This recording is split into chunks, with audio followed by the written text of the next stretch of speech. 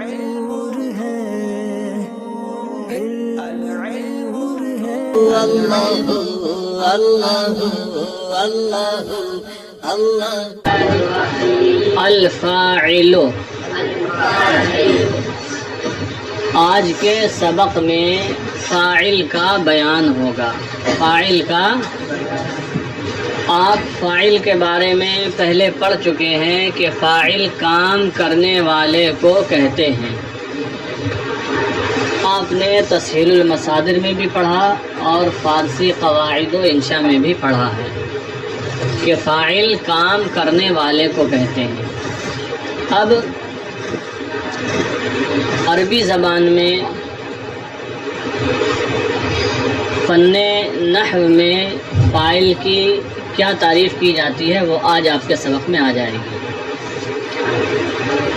کیوں کہ اس کی گرامر کا سسٹم الگ ہے. ذرا اردو کے اعتبار سے تو وہ فاعل ہوگا لیکن عربی گرامر کے اعتبار سے مبتدا ہو سکتا ہے. جیسے زید اکلا کیا ترجمہ کریں گے؟ اردو میں ہم پوچھیں گے زید نے کھایا، اس میں فاعل کیا ہے؟ آپ کیا بتائیں گے؟ زید فاعل ہے اور زید اکلا عربی میں آپ اس کی ترکیب کیجئے. زید مبتدا بنا نا، اکلا فعل، اس میں ہوا ضمیر پوشیدہ فاعل ہوگی. تو اس لیے یہ فاعل کی تعریف اپنے قواعد کی روشنی میں کریں گے، اپنے قواعد و اصول کی روشنی میں کریں گے. تو آج فاعل کا بیان ہے، فاعل کو سمجھنا ہے. تو یہ تو آپ جانتے ہیں جو کام کو انجام دیتا ہے وہ فاعل ہوتا ہے، یہ کنفرم ہے. جو کام کو انجام دینے والا ہے وہ، اور فاعل ہمیشہ مرفوع ہوتا ہے. فاعل ہمیشہ مرفوع ہوتا ہے. فاعل کیا ہوتا ہے؟ مرفوع ہوتا ہے. تو آپ کو یہاں پر یہ سمجھایا جائے گا کہ فاعل کیا ہوتا ہے؟ مرفوع ہوتا ہے. اس سے ہٹ کر اگر کچھ صورتیں آتی ہیں مصادر سے متعلق یا اضافت کی تو وہ شاذ و نادر صورتیں ہوتی ہیں، ان پہ بھی توجہ دینا نہیں ہے. فاعل کیا ہوتا ہے؟ مرفوع ہوتا ہے. کل فاعل مرفوع، ہر فاعل مرفوع ہوتا ہے. وزید فاعل، کل فاعل مرفوع، ہر فاعل مرفوع ہوتا ہے. وزید فاعل، اور زید فاعل ہے تو نتیجہ کیا نکلے گا؟ فزید مرفوع، تو زید مرفوع ہے. زید عام قانون بیان کر دیا کہ ہر فاعل مرفوع ہوتا ہے. اینی ون، کوئی بھی فاعل بنے وہ کیا ہوتا ہے؟ مرفوع ہوتا ہے. اس کے بعد ہم کہیں العصفور فاعل، العصفور فاعل، تو کیا نتیجہ نکلے گا؟ فالعصفور مرفوع، فالعصفور مرفوع. تو جو بھی فاعل ہوگا مرفوع ہوگا، یہ یاد رکھنا ہے آپ کو. چلے دیکھیں الامثلہ، مثالیں. الامثلہ پہلی مثال ہے تارا العصفور، تارا یطیروں سے، تارا ماضی ہے. العصفور کا معنی گوریا، آپ یہ پیچھے بھی پڑھ چکے ہیں. تارا العصفور گوریا اڑی، چڑیا سمیر چڑیا اڑی. تارا العصفور گوریا اڑی. جرل حسانو، جرل حسانو گھوڑا دوڑا. جرا یجری مانے دوڑنا. جرل حسانو گھوڑا دوڑا. پھر ہے لعب الولد، لڑکا کھیلا، لڑکا. تو تارا جرا لعبا فعل ماضی ہیں، کنفرم ہے، فعل ماضی ہیں. پھر آگے دیکھیے جملہ نمبر 4 اور 5 اور 6.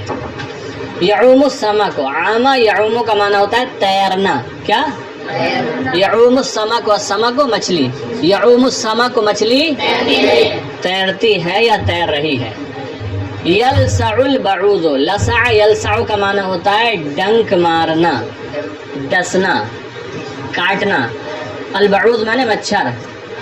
ان اللہ لا یستحیی ان یضرب مثلا ما بعودۃ، بعودۃ، اللہ تعالیٰ مثال بیان کرنے سے حیا نہیں فرماتا، چاہے وہ مثال بیان مچھر کی کرے یا اس سے کوئی بڑی چیز ہو. چھوٹی سے چھوٹی چیزوں کی بھی جہاں ضرورت ہوتی ہے مثال بیان کرتا ہے. تو البعود مانے مچھر. یلسع البعود، مچھر کاٹتا ہے یا ڈنک مارتا ہے. مچھر کہتے ہیں مچھر بہت کاٹ رہے ہیں، ہمارے یہاں تو اپنے یہاں یہی بولا جاتا ہے نا، مچھر ڈنک مار رہے ہیں، اس کا استعمال برائے نام ہی ہوگا کہ مچھر نے ڈنک مار دیا، یہی بولتے ہیں مچھر نے کاٹ لیا، مچھر کاٹ رہے ہیں، تو وہی ترجمہ آپ اس کا کر سکتے ہیں، یلسع البعوض، مچھر کاٹتا ہے یا ڈنک مارتا ہے، ٹھیک ہے. اسی کی جگہ یلسع الاقرب بھی کہا جائے گا، بچھو نے ڈنک مارا، یا تلسع الحیہ، سانپ ڈستا ہے وغیرہ. یلسع البعوض، مچھر کاٹتا ہے. تأکل البنت، اکل یاکلو سے کھانا، لڑکی کھاتی ہے یا کھا رہی ہے. تو یہ بھی 3 جملے ہیں، لیکن ان کے اندر یعوم، یلسع، تأکل فعل مضارع ہے.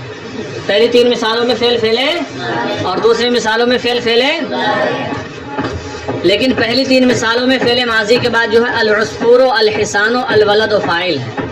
دوسری 3 مثالوں میں بھی فعل کے بعد السمک، البعوض، البنت فاعل ہے، اور ہر فاعل مرفوع ہوتا ہے، لہذا یہ 6 کے 6 کیا ہوں گے، اس میں مرفوع ہوں گے. اب بحث دیکھیں. البحث، الامثلۃ السابقۃ کلھا جمل. الامثلہ مثال کی جمع ہے، السابقہ گزری ہوئی، کلھا تمام.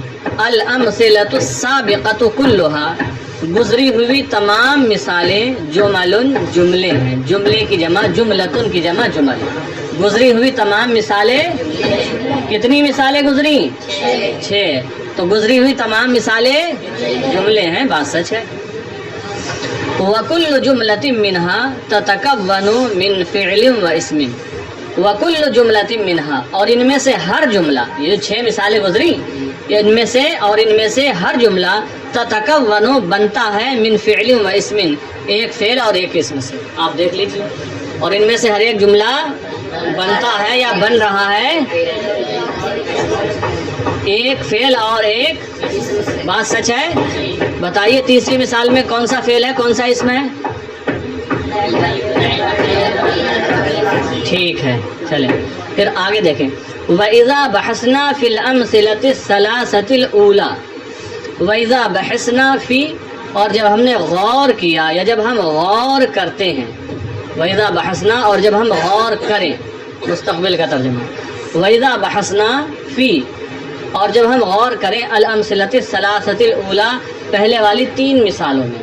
اور جب ہم غور کریں، پہلے والی کون سی ہیں؟ پہلے والی 3 مثالیں پڑھ کر بتائیں. شور ہو گیا. طار العصفور، جرى الحسان، لعب الولد.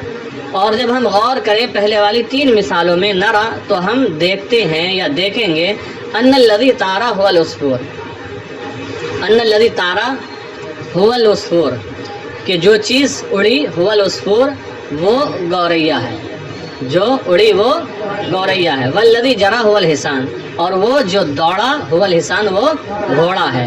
والذی لعب هو الولد، اور وہ جو کھیلا، هو الولد، وہ لڑکا ہے. ٹھیک ہے، اب آگے دیکھیں. فیکون العصفور هو الذی فعل الطیران، تو گوریا وہ ہے، فیکون العصفور، تو گوریا وہ ہے، هو الذی فعل الطیران، الطیران کا معنی اڑنا، مصدر ہے، جس نے اڑنے کا کام انجام دیا، جس نے اڑنے کا کام کیا. فعل کیا، الطیران اڑنے کا کام. فیکون العصفور هو الذی فعل الطیران، تو گوریا وہ ہے جس نے اڑنے کا کام کیا.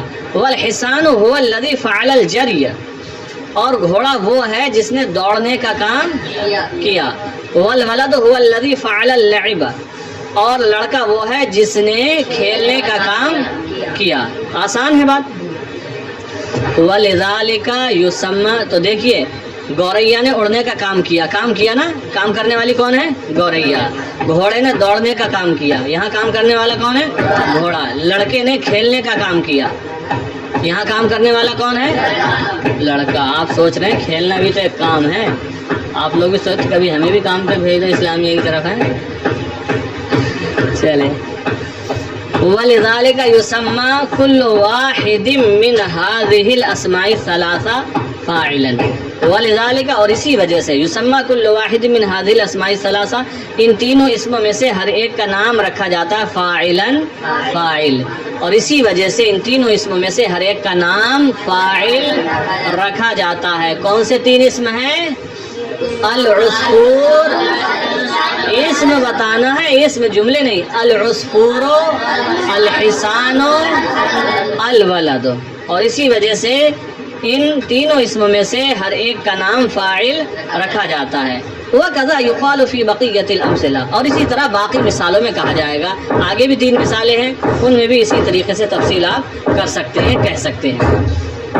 آگے دیکھیں وَإِذَا نَظَرْنَا إِلَى كُلِّ اسْمٍ مِّنَ الْأَمْثِلَةِ السَّابِقَةِ وَإِذَا نَظَرْنَا اور جب ہم نے دیکھا یا جب ہم دیکھیں، وَإِذَا نَظَرْنَا اور جب ہم دیکھیں إِلَى كُلِّ اسْمٍ مِّنَ الْأَمْثِلَةِ السَّابِقَةِ گزری ہوئی مثالوں میں سے ہر ایک اسم کی طرف، اور جب ہم گزری ہوئی مثالوں میں سے ہر ایک اسم کی طرف دیکھیں، وجدناہ مسبوقا بفعل وجدناہ تو ہم پاتے ہیں اس کو، وجدنا ہم پاتے ہیں، ہو ضمیر منصوب متصل مفعول بہ ہے، وجدناہ تو ہم اس کو پاتے ہیں مسبوقا بفعل کسی فعل کے بعد، مسبوقا بفعل کسی فعل کے. تو یہ جو اسماء ہیں یہ فعل کے بعد ہے نا، العصفور فعل کے بعد ہے، الحصان فعل کے بعد ہے، الولد فعل کے بعد ہے، السمک فعل کے بعد ہے، تو ہم اس کو پاتے ہیں کسی فعل کے بعد. وجدنا آخرہ مرفوعا اور اس کے آخر کو ہم مرفوع پاتے ہیں، اور اس کے آخر کو ہم، العصفور کا آخر مرفوع ہے، الحصان کا آخر مرفوع ہے، الولد کا آخر مرفوع ہے، البعوض کا آخر مرفوع ہے، تو ان میں سے ہر ایک کے آخر کو مرفوع پاتے ہیں. تو اب فاعل کی تعریف کر رہے ہیں جو نحو میں فاعل کی تعریف کی جاتی ہے. ہدایت النحو میں اور تفصیل ہے، یہ تو پھر بھی کچھ مختصر ہے. دیکھیں الفاعل اسم مرفوع تقدمہ فعل. الفاعل فاعل کسے کہتے ہیں؟ اسم مرفوع تقدمہ فعل وہ اسم مرفوع ہے جس سے پہلے کوئی فعل ہو. ہاں زید اکلا تو زید فاعل نہیں ہوگا، فاعل وہ اسم مرفوع ہے جس سے پہلے کوئی فعل ہو، فعل کو پہلے ہونا. فاعل وہ اسم مرفوع ہے جس سے پہلے کوئی فعل ہو، ایک چیز. دوسری بات ہے وَدَلَّ عَلَى الَّذِي فَعَلَ الْفِعْلَ اور اس ذات پر دلالت کرے جس نے فعل انجام دیا ہو. وَدَلَّ عَلَى الَّذِي اور اس ذات پر، اس پر دلالت کرے، یعنی اس ذات پر دلالت کرے، فعل الفعل جس نے فعل کو انجام دیا ہو. فاعل وہ اسم مرفوع ہے جس سے پہلے کوئی فعل ہو اور اس ذات پر دلالت کرے جس نے فعل کو انجام دیا ہو، یا یوں کہ اور اس ذات پر دلالت کرے جس نے کام کیا ہو، اور اس ذات پر دلالت کرے جس نے. تو فاعل وہ اسم مرفوع ہے جس سے پہلے کوئی فعل ہو اور اس ذات پر دلالت کرے جس نے کوئی فعل انجام دیا ہو، یا اس ذات پر دلالت کرے جس نے کام کیا ہو. بات سمجھ میں آ گئی؟ تو یہ تو بحث ہی ہے، اس میں لکھنے کی تو کوئی ایسی چیز ہے نہیں، اس کو یاد کر کے آ جائیے آپ.